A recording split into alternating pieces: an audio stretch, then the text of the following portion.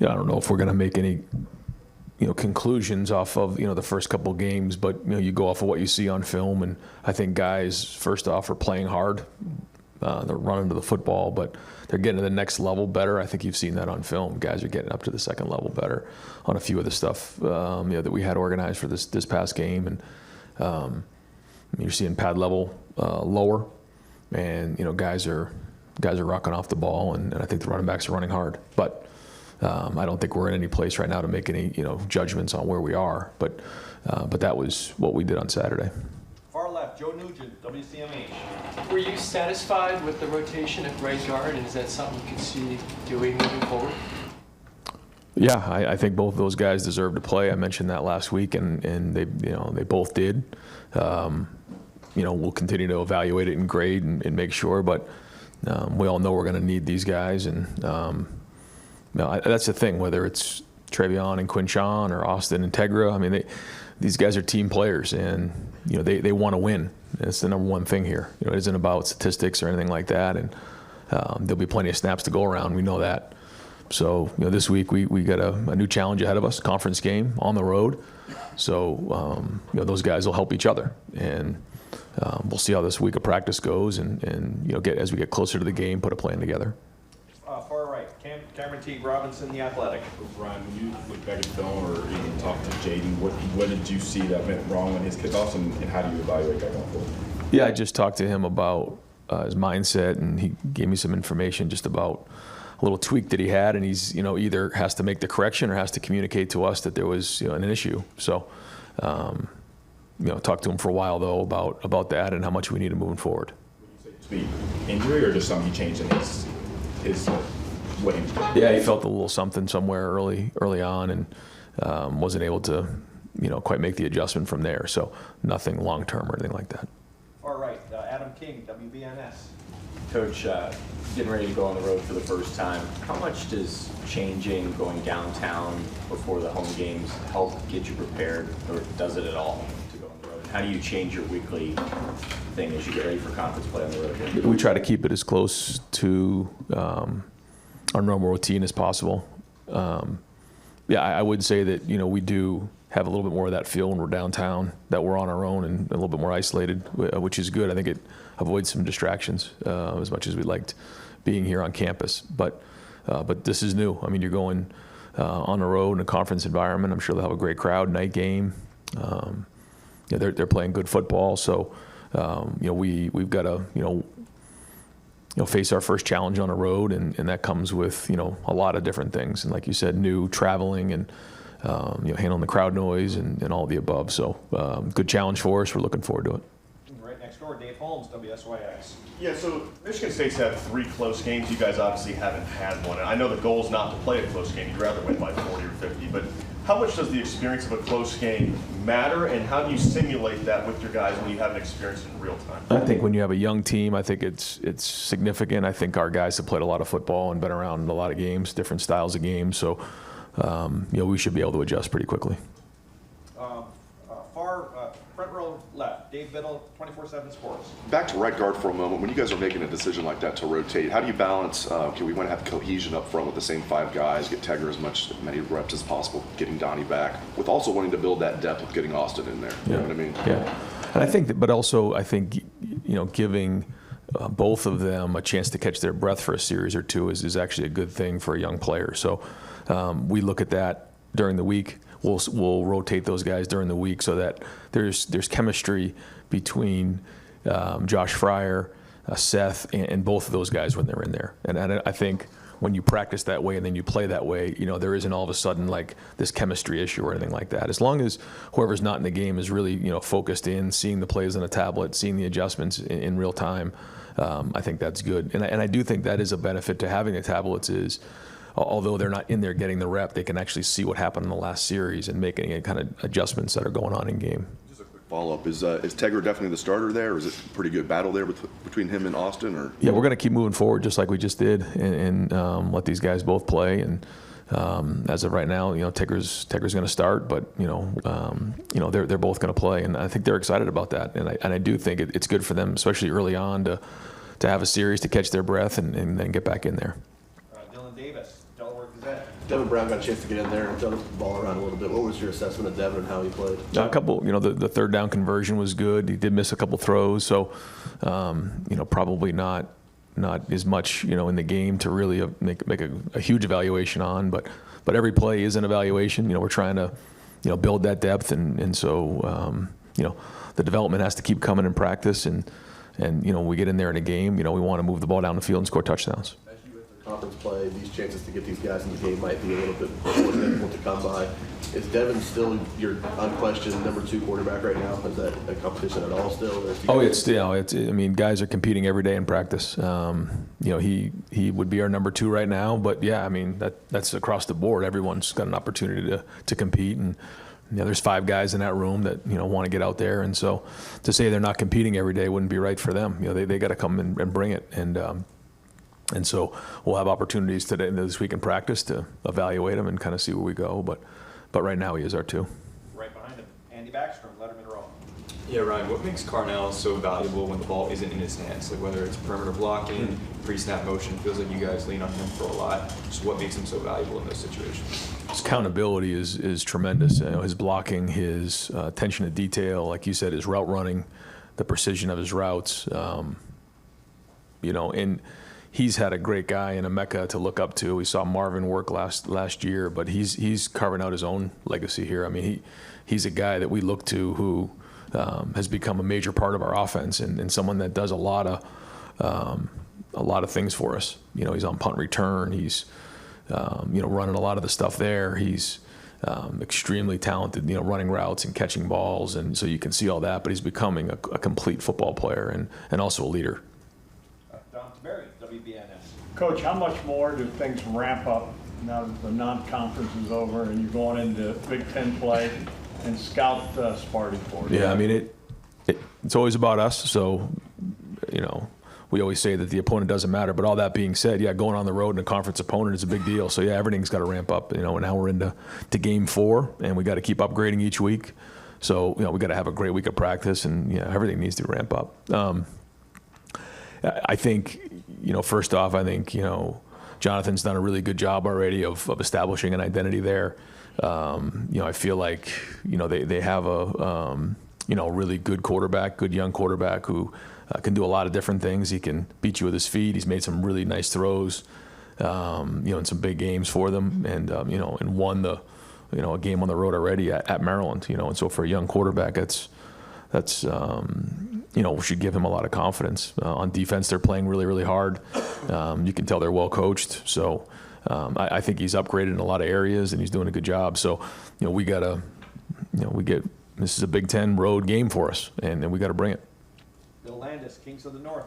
Right, you guys have been really explosive passing, just like a lot of short stuff, screens and slants and all that kind of stuff. As the offense continues to evolve, would you like to see more vertical shots in the offense, or are you pretty comfortable with where you are now and how kind of precise you've been on the short stuff? No, it's a good question. I think we want to always, be able to run it right at you, run it outside, run it or throw the ball, horizontally and throw it vertically. And when you can do all those things, you're putting the defense in the highest amount of stress as possible. And a big part of that, though, is what the defense is giving. They, if they want to play, real deep and keep it in front, then we got to do a good job being efficient with those. If they start to challenge a little bit more, then we got to get behind them and run by them. So if you can do all of those things along with, in the run game, have the quarterback involved with it, again, we feel like that's putting a lot of stress on the defense. And but the key is, when they take away something, can you get to the next thing? And that's what's important. But we've worked hard to try to make sure we have diversity within the offense.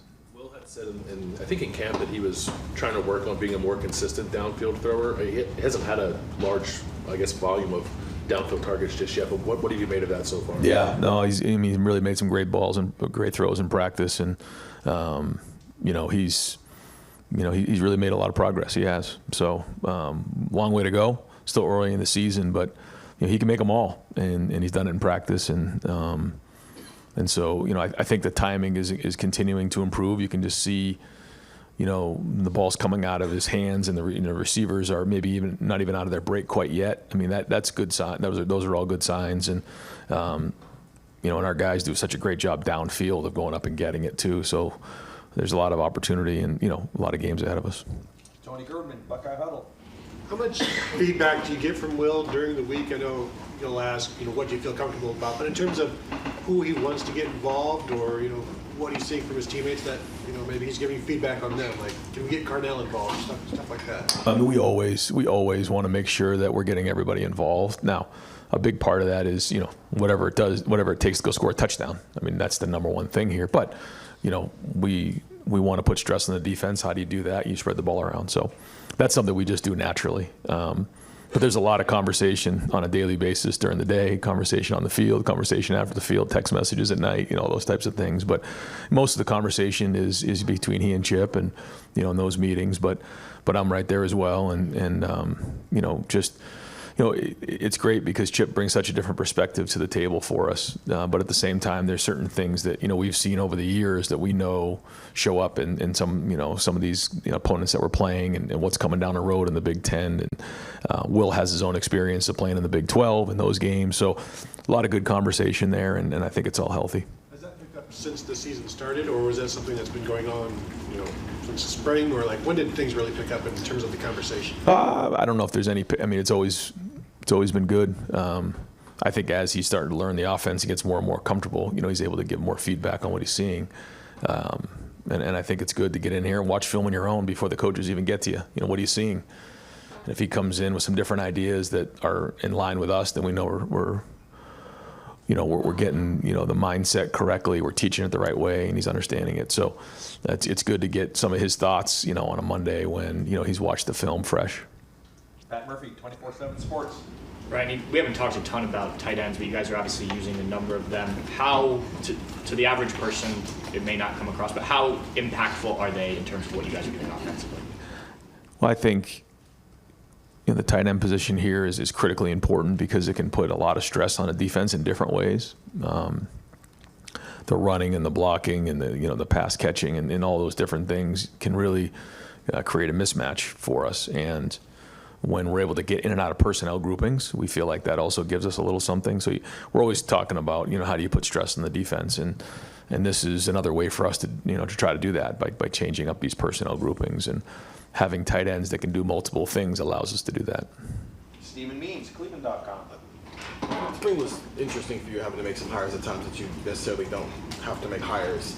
How well did you know Carlos Lachlan, if at all, before that situation arose where you had to go find a running back coach? The first time I met him was on a Zoom call during an interview, and you know, we had interviewed, Chip and I, several candidates. I think he might have been 8 or 9 or 10 or somewhere along there, and he almost interviewed us. You know, like he had a presentation ready. He gave his drills. I mean, I think we said hello, and he ran it from the rest of the way, and it was like, this is our guy. I mean, he was tremendous, and then shared with us his story. Now, we had done a little background, but to hear the whole story of how he got into the game and his passion, and, you know, he knew everything about Chip. He knew everything about me. You know, he had knew everything about Ohio State going into the interview, like, you know, and it was just really, really impressive. And you know, when it came to like the run game, you know, identifying, you know, what the blocking schemes were like, how the running back runs, you know, in you know, these type of run schemes, and what he's looking for, and then how does he drill it, and the mindset and mentality. But of all the things that I liked the most, it was his mindset and his mentality, you know. See, there's a lot of guys on offensive staff where you did have prior relationships with them before, obviously in different roles in your life, right? With him, it just seems like outside guy, you needed to go find a running backs coach, and as you're talking about, that guy just wowed you away. Having that guy who maybe doesn't necessarily think the way a lot of you guys do, how has he added to the room overall when you guys are sitting in those offensive meetings right now? I think some people ask, you know, what are some of the things that you've learned? You know, every year you learn more as a head coach. And, you know, I didn't know Jim Knowles when I hired him. I had never met him before. And the same thing with Carlos. And I think what you want to do is you want to go hire the best fit, but you got to hire the best person for the role in that time. And so you got to be thorough, and sometimes it takes more time to make sure you bring in the right person for that spot. And you know, we felt like Carlos was that guy. But I think anytime you come in with a buy-in, but also a different perspective, it's healthy for the room. Ask questions, challenge. You know, have you ever thought about doing it this way? This is the way we've done it. Show you some clips of film. just to kind of splash the water, I think is great. And I think early on, you got to kind of learn the way that it's, our system works, which he's done a great job of. But even now, just gives little ideas here and there out of practice of things that, he's done at some of his prior stops. And that's all really, really healthy stuff. It just gives you perspective too. Spencer Holbrook, Letterman Road. Ryan, we talked so much about the interior of the offensive line, but what have you seen so far from Josh Simmons? I'm sure it's good when you don't hear much from the left tackle, but he's been penalty free through 3 weeks. Yeah, I think Josh has played much more physical. He's finishing to the ball more. He's finishing to strain more. He's put more time in studying. He's a year into the system. So, we're counting on him to, be, the left tackle that we need to go reach our goals. Still early, but you're seeing progress there. Stefan Kreisnik, Cleveland.com. You ready, Paul? Yeah. Okay. With Travion and kind of the combo that he's had with Quinshawn, where have you seen him kind of growing? How do you think he's kind of embraced the role of splitting the reps more? I think they've both been excellent. Yeah, and I think that's people ask all the time, but they pull for each other. And you can see in this game, they both had great games. They both were the player of the game on offense for us. And, when Quinshawn's got a great run in front of the team, Trey's cheering him on and vice versa. So they know what a long season it is. And I think they both make each other better. Dan Hope, 11 Warriors. Ryan, do you expect Tyleek Williams to be able to practice and play this week? And what was your assessment just overall of how the other defensive tackles played against Marshall?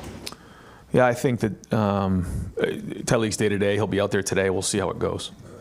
I think when you watch the film, there was good play, but there needs to be more consistent play. And so, there's a lot to learn from there and a lot to grow from. And this is an opportunity to build depth in that room. When Tyleek, is out there, he certainly makes his impact felt. And just like when we lost Donovan there for those couple of weeks, it was an opportunity. And so you learn about that when you have to step into that role. It's different than when you're, playing 10 to 15 snaps in a backup capacity to when you're the guy. So good challenge for those guys. And I think, everybody in that room would tell you that there was some good plays, but there needs to be more consistent play. Steve Hellwagen, 24/7 Sports. Just put my hand up and get right in. Want to ask about the defense, just some problems getting off the field on 3rd and 4th down this past week.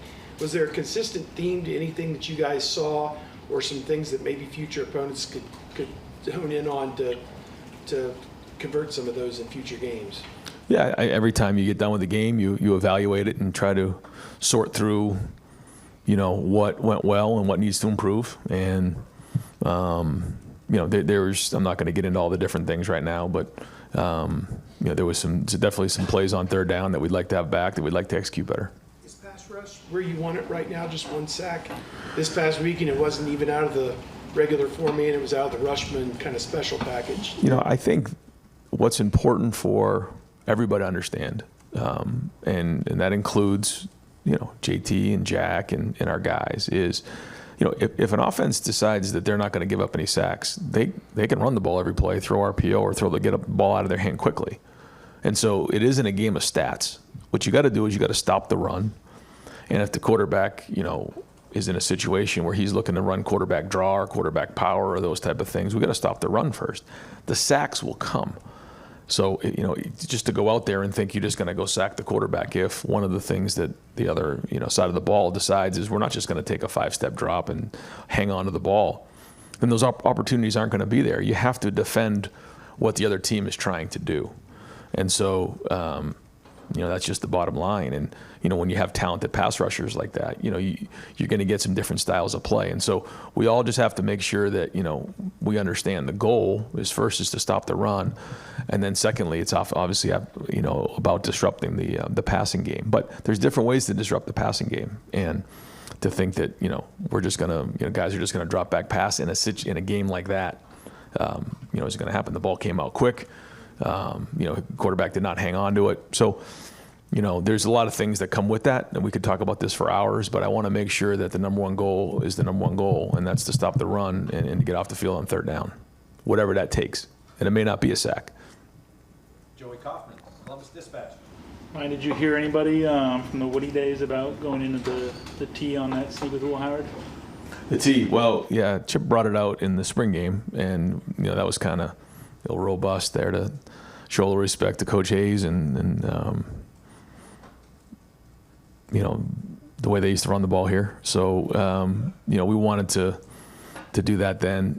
Now, that formation gives us a little something. It gives us some balance, and so we'll continue to build on it as the season goes on. Chip ran it a lot at UCLA. Was that sort of something or not a lot, but he ran it somewhat at UCLA. Was that something he kind of suggested he was something he could do? Absolutely. Yeah, that was something he's got a little bit of background in. So we spent some time talking about it this off season and looked at some different things out of it. And so when appropriate, we'll utilize it. Far left, Whitney Harding, WCMH.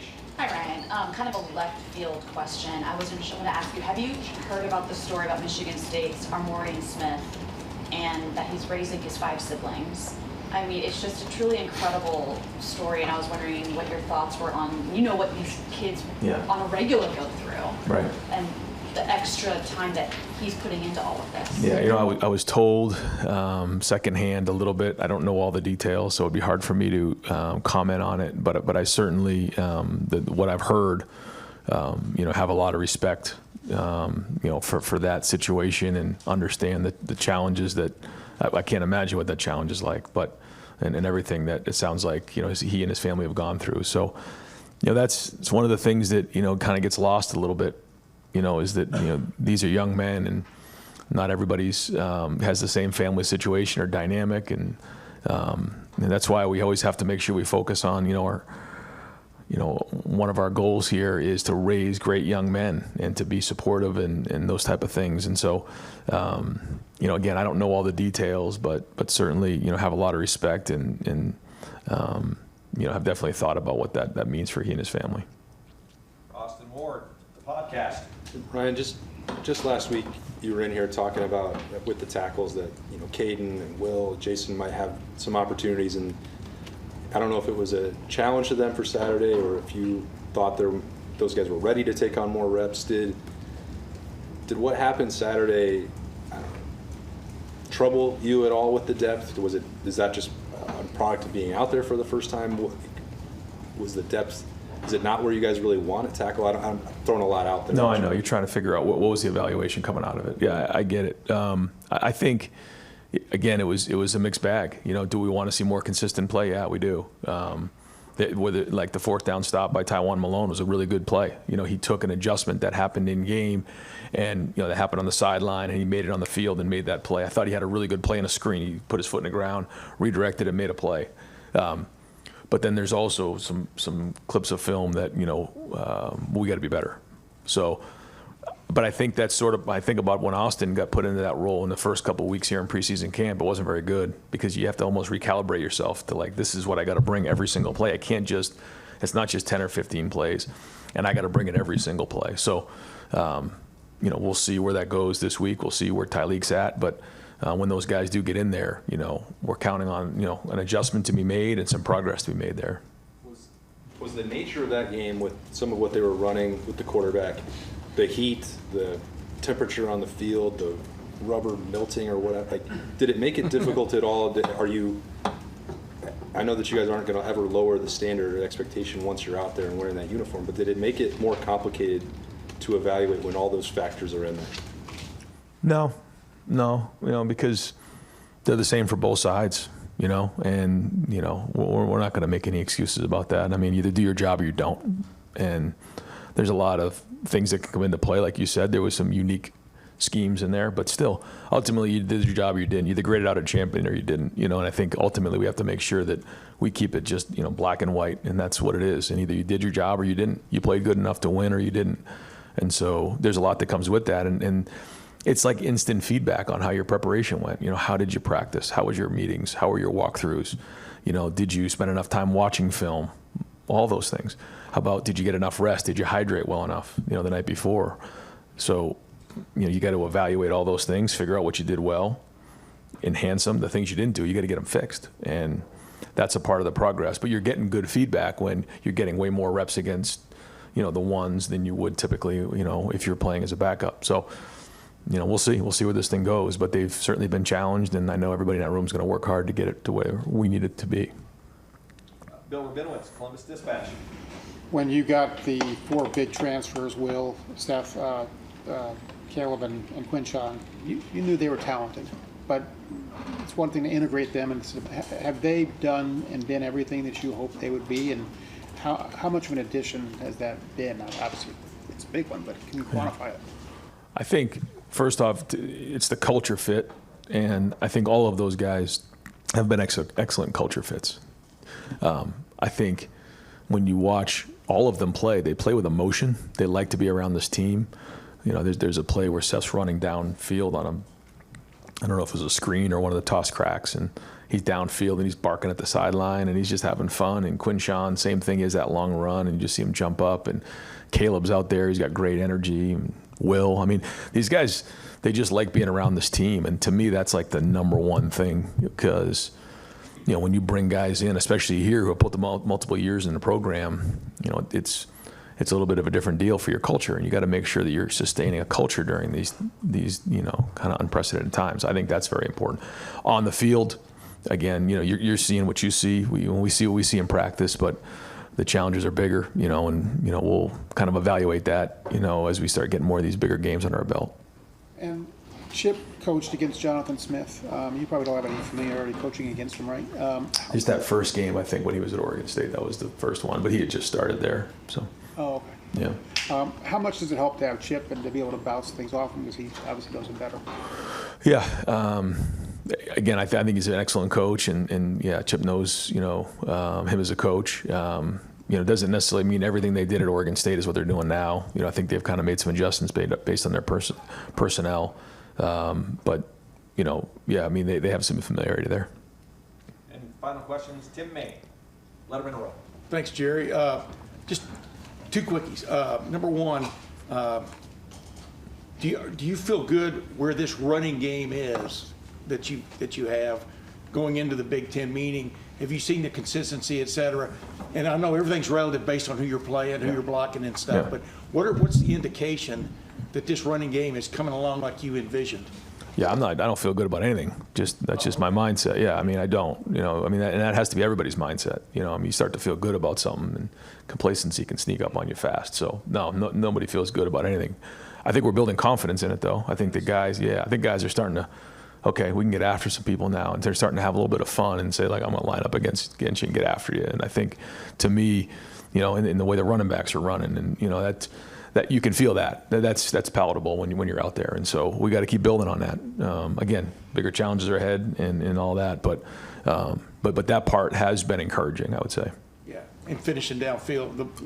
So I'm saying, like, to me, like that's more than anything. We want the execution. You got to do your job. You got to grade out a champion, but it's how hard are you playing down the field and finishing blocks and finishing your runs, and we saw that here, but again, it's just a start. And is it amazing to you how, because y'all have done this, you look at Michigan State, they didn't just bring in a new coach, they brought in other players. You know what I mean? They've reshaped their roster and stuff. People are used to like a sequential thing, I think, from college football. But that's not the way it is anymore and stuff. But has Michigan State done a good job in that regard? How would you describe it? Yeah, I think so. Like you said, it's year to year more than ever. And they've done a nice job. They're playing hard, and they put some good pieces into it, and they're a good team. To win that game on the road against Maryland really, is they caught everybody's attention.